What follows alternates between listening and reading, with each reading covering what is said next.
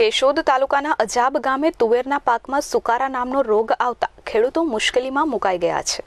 કેશોદના અજાબ ગામે તુવેરના પાકમાં સુકારાનો રોગ લાગુ પડતા ખેડૂતોને ખૂબ મોટો આર્થિક ફટકો પડ્યો છે।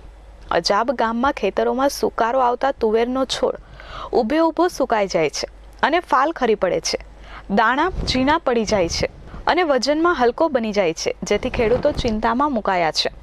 આ રોગ માટે તેનું કારણ અને તેમાં નિયંત્રણ માટે શું પગલાં ભરી શકાય તે માટે રાજ્ય ખેતીવાડી ખાતું અને કૃષિ યુનિવર્સિટી સંયુક્ત અભ્યાસ કરીને આ રોગની ખરી જાણકારી ખેડૂતોને મળે તેવી માંગ કરી રહ્યા છે।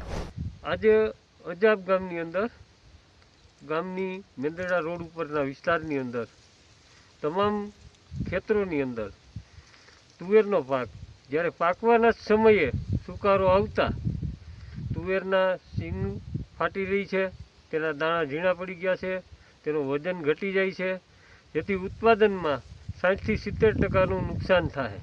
ખેડૂતો ચિંતામાં મુકાણા છે।